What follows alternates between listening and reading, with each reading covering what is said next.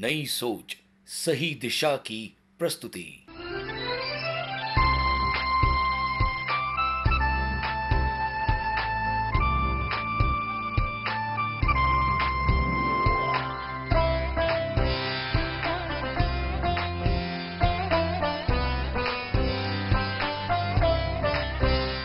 धर्म जिज्ञासु भाइयों और बहनों, कोरोना महामारी के दिन चल रहे हैं। दुनिया में बहुत लोग दुखी हैं। दुखी वे पहले भी थे, लेकिन अभी वे दुख बड़े व्यापक मात्रा में दिखाई देते हैं। लोग उन दुखों को महसूस कर रहे हैं। लोगों को परेशानी हो रही है। लोग दुखों को दूर करने के लिए हाथ पैर पटक रहे हैं। दुख ना आए उसकी व्यवस्थाएं कर रहे हैं। दुख ना आए इसलिए लोगों से दूर रह रहे हैं, मास्क बांध रहे हैं, सैनिटाइज हो रहे हैं, बाहर नहीं जा रहे हैं, संभल करके खा रहे हैं। होटलें बंद हो गई हैं, लोगों से मिलना जुलना बंद हो गया है। सगे संबंधियों का घर में आना जाना रिस्ट्रिक्ट कर दिया गया है, रोक दिया गया है। चाहते हैं तो फ़ोन पर बात करते हैं, रूबरू संपर्क में नहीं आते हैं। डॉक्टर भी रोगियों से दूर रहना चाहते हैं। इन रोगियों के संपर्क में आ करके दुनिया में कितने ही डॉक्टर, कितनी ही नर्सें मर गई। इसके बाद में और भय फैल गया। कितने ही सारे क्लिनिक, कितने ही सारे अस्पताल आज बंद हैं। वे कोरोना के दर्दियों को हाथ में लेना नहीं चाहते, एडमिट करना नहीं चाहते। दुखों का भय है, दुख दूर करने की अभिलाषा है, दुखों से दूर रहने की भावना है। दुख हम नहीं चाहते हैं, 100 बात की एक बात है। तो हम क्या चाहते हैं? तो भगवान कहते हैं इंसान की चाहत सुख की है, सुख चाहता है। मनुष्य का मन, मनुष्य का जीवन सुख चाहता है। इसीलिए हम सुख तलाशते हैं। सुख तलाशने के लिए इधर उधर जाते हैं, बहुत प्रयास करते हैं, कहीं ना कहीं से सुख मिले उसकी कोशिश के लिए दिन रात बिताते हैं। मूल्यवान मनुष्य जन्म मिला। 50 वर्ष, 60 वर्ष, 70 वर्ष या 80 वर्ष की उम्र लेकर के, एक छोटी सी जिंदगी लेकर के इस दुनिया में हमारा आगमन हुआ। जैसे समझदारी पनपी, सुख का इंतजाम हमने प्रारंभ किया और हमारी कोशिश है कि हम अधिक से अधिक सुखी बने। इसीलिए हम वस्तुएं इकट्ठी करते हैं, कपड़े इकट्ठे करते हैं, भोजन इकट्ठा करते हैं, पद प्राप्त करने की कोशिश करते हैं, सत्ताएं हासिल करते हैं, अधिक से अधिक धनवान होने का प्रयास करते हैं। हमारे सुख सुविधाओं के लिए हम वाहन खरीदते हैं, सब प्रकार के फर्नीचर इत्यादि बनाते हैं। नाना प्रकार के संसाधन, नाना प्रकार की सामग्रियां बाजार से खरीद के घर में लाते हैं। पूरा घर कबाड़ी की तरह भरते हैं, कोशिश करते हैं ये न के न प्रकारेण जहाँ कहीं से भी हमें सुख मिले वो सुख प्राप्त करना है। सुख हमारी सबसे पहली आवश्यकता है, वही हमारी अभिलाषा है, वही हमारी तमन्ना है। अब ये विडंबनादायक बात है कि इतनी कोशिश करने के बाद भी सुख मिल नहीं रहा। सुख भी दुख दे रहा है। सुख मिलता है तो क्षणिक मिलता है, थोड़े समय के बाद में हाथ से सरक जाता है। इधर हम सुख को बसाने का प्रयास करते हैं, उधर दुख चले आते हैं। एक जगह पर कोई फटा या टूटा, उसे ठीक करने की कोशिश करते हैं, 10 जगह पर वो फट जाता है या टूट जाता है। यानी एक सांधते हैं, 10 नए सांधे दिखाई देने लगते हैं, टूट फूट होने लगती है। ऐसी हमारी स्थिति है। और इस बीच में आदमी भाग दौड़ करके ज्यों त्यों करके सुखी होने की चाह पालता है, मन में ऐसा भ्रम लेकर के चलने का प्रयास करता है। इसलिए आज हमें चिंतन मनन करना है कि हम चाहते क्या है, हमें मिलता क्या है, सुख क्या है, दुख क्या है। सुख मिलेगा तो कहाँ से मिलेगा और दुख मिल रहा है तो किस प्रकार मिल रहा है। भगवान महावीर की इस मामले में बातें समझने जैसी है। परमात्मा महावीर अभूतपूर्व तत्वज्ञानी रहे, बहुत गजब के। उन्होंने जो तत्व दिया है, उन्होंने जो बातें कही वो ऐसी लाजवाब है कि तत्काल किसी भी सामान्य आदमी के दिलो दिमाग में उतरेगी नहीं। क्योंकि हमारा दिलो दिमाग, हमारा दिल और हमारा दिमाग जिन चीज़ों से बंधा है, उन चीज़ों से हट करके ही हम तत्वों को जान सकते हैं। इसीलिए सुख की पहचान और दुख की पहचान सबसे पहले की जानी चाहिए। यानी कि जिसे हमें पाना है उसके बारे में हमें सोचना पड़ता है, जिसे हमें पाना है उसके बारे में समझना पड़ता है, जिसे हमें पाना है उसके बारे में इंतजाम करने पड़ते हैं। उसी प्रकार जिसको हमें नहीं पाना है उसको भी समझना पड़ता है, जिसको हमें हासिल नहीं करना है उससे दूर रहने के प्रयास भी करने पड़ते हैं। इसीलिए सुख को समझना भी जरूरी है और दुख को समझना भी जरूरी है। यानी सुख के स्वरूप को भी समझना आवश्यक है और दुख के स्वरूप को भी समझना आवश्यक है। आजकल की दुनिया के लोग कहते हैं कि दीक्षा लेकर के पागलपन किया जा रहा है। छोटे छोटे बच्चों को दीक्षा दे रहे हो, धनवान लोग दीक्षा ले रहे हैं, पढ़े लिखे लोग दीक्षा ले रहे हैं, बुद्धिमान अच्छे स्कॉलर दीक्षा ले रहे हैं, जो बढ़िया थॉट्स वाले लोग हैं वे दीक्षा लेते हैं, वे संन्यास ग्रहण करते हैं, वे संसार छोड़ रहे हैं। ये पागलपन है। इस कदर संसार से भाग करके क्या करना है, संसार छोड़ने की क्या आवश्यकता है। तो इस बाबत को बहुत गहराई से समझने की आवश्यकता है। जो लोग दीक्षा ले रहे हैं वे सुख प्राप्ति के लिए दीक्षा ले रहे हैं, वे दुख छोड़ना चाहते हैं इसलिए दीक्षा ले रहे हैं। वे संसार छोड़ रहे हैं तो ये सोच करके छोड़ रहे हैं कि हम दुखों को छोड़ रहे हैं। दुख मुक्ति का उपाय है दीक्षा लेना, इसलिए दीक्षा लेते हैं तो संसार छोड़ने के लिए, दुखों से मुक्त होने के लिए, सुख प्राप्त करने के लिए ऐसा वे करते हैं। जबकि संसार में बैठे हुए लोगों की ये मानसिकता है कि ये पागलपन है, ये गलती कर रहे हैं, ये सुख छोड़ के जा रहे हैं, घर छोड़ के, परिवार छोड़ के, सुख सुविधाएं छोड़ करके, साधन सामग्री छोड़ करके, धन वगैरह छोड़ करके जा रहे हैं, ये ठीक नहीं कर रहे हैं। इसीलिए समझना है कि भगवान महावीर ने किसको सुख कहा है और किसको दुख कहा है। समझो भगवान की मान्यता और आपकी मान्यता अलग अलग है, तो प्रयोग भी किए जा सकते हैं कि भगवान ने कितना सही कहा और हम कितना सही समझते हैं, या भगवान ने क्या गलत कहा जिसे हम सही समझते हैं। भगवान ने जिसको सुख कहा उसको हम सुख नहीं समझते, भगवान ने जिसको दुख कहा उससे हम सुख समझते हैं।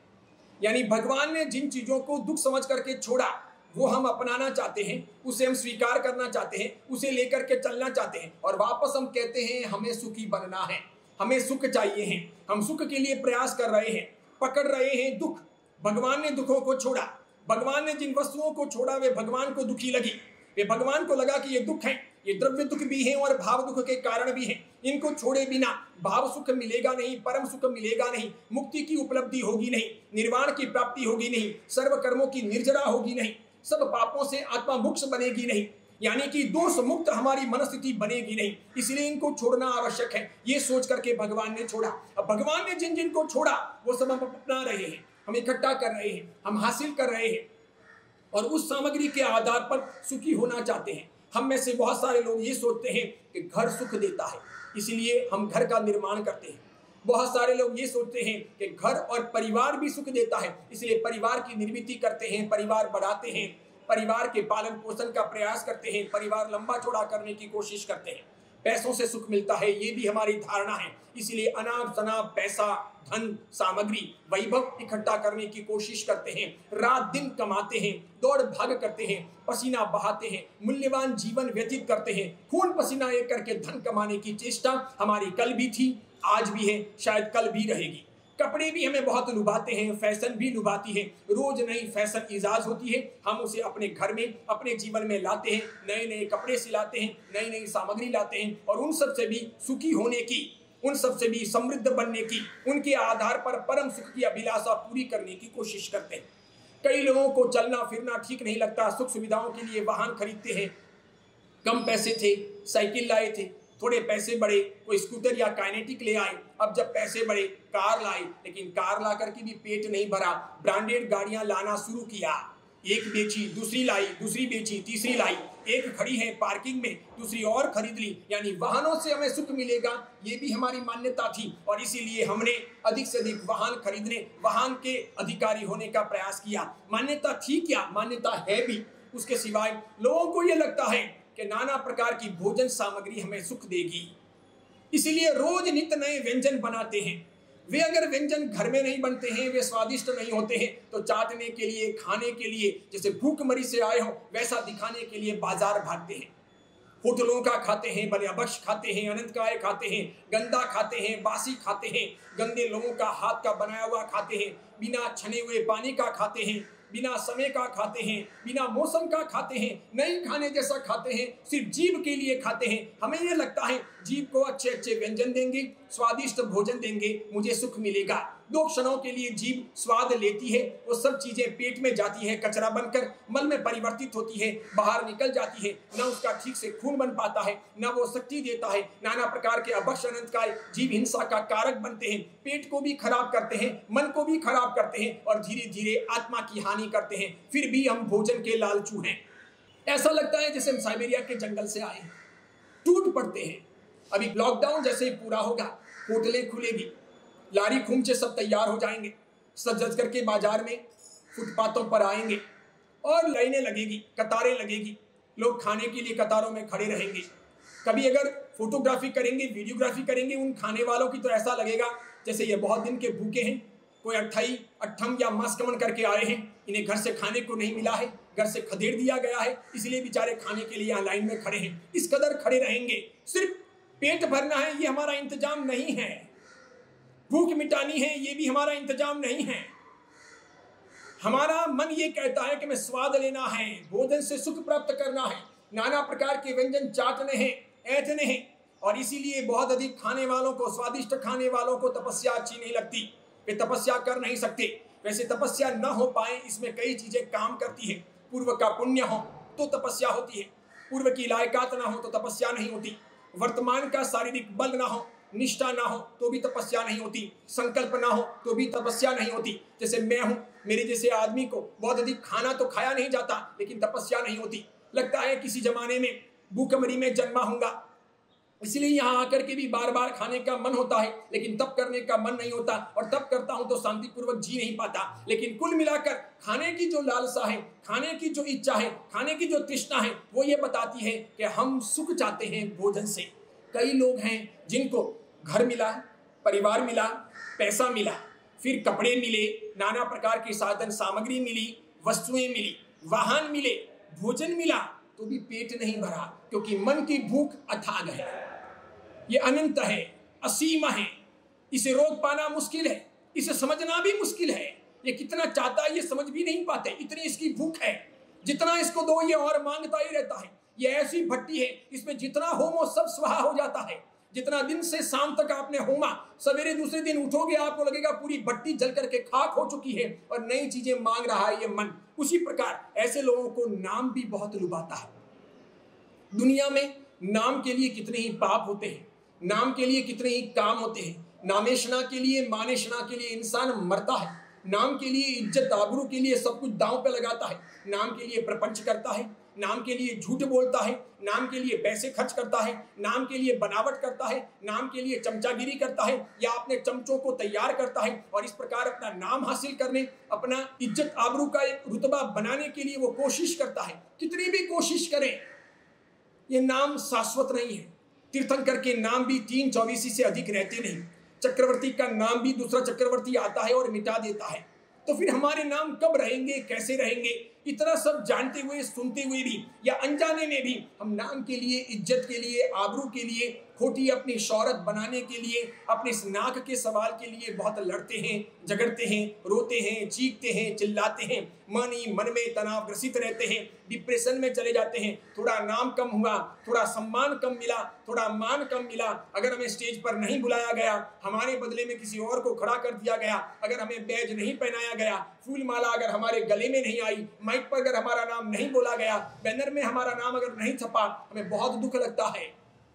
उस दिन 50 प्रकार की खाने की वस्तुएं बनी हों तो भी वो भाती नहीं, बार बार रह करके मन में होता है मेरा नाम नहीं आया, मेरा काम नहीं हुआ, इन्होंने ऐसा कर दिया, ये अपराधी है, ये मेरे साथ में अन्याय हुआ, पैसे तो मैंने दिए थे, नाम उन्होंने खा लिया। यानी नाम से सुख प्राप्त करने की हमारी चाह है, हमारी अभिलाषा है कि इज्जत आबरू से सुख मिले, नाम से सुख मिले, मेरी वाहवाही हो, यानी मेरा मान कषाय बढ़े, बस गर्व करने की हमारी अभिलाषा है। नाम के साथ में सत्ता प्राप्त करने की लालसा है, इसलिए सत्ता के लिए बहुत उठापटक करते हैं, बहुत परेशान होते हैं। कितने सारे पैंतरेबाजियां तैयार की जाती है सत्ता के लिए, अपने चाहने वाले लोगों को खड़ा करते हैं, चुनाव करवाते हैं, चुनाव करते हैं, अलग अलग प्रकार की लॉबियां बनाते हैं, अलग अलग प्रकार के ग्रुप खड़े करते हैं, विरोध में प्रतिपक्ष में खड़े रहते हैं, या पक्ष को गिराने का प्रयास करते हैं, सत्ता हासिल करने की तमन्ना होती है। देखो ना बेचारे राजनेताओं को बड़े दयालु लगते हैं।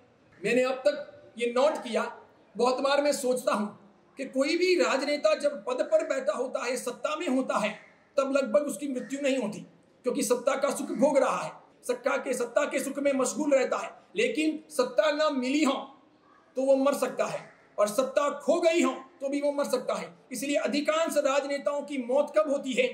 सत्ता प्राप्ति के पहले या सत्ता हाथ में से चले जाने के बाद। क्यों? क्योंकि सत्ता की जो भूख है वो उन्हें शांति से जीने नहीं देती।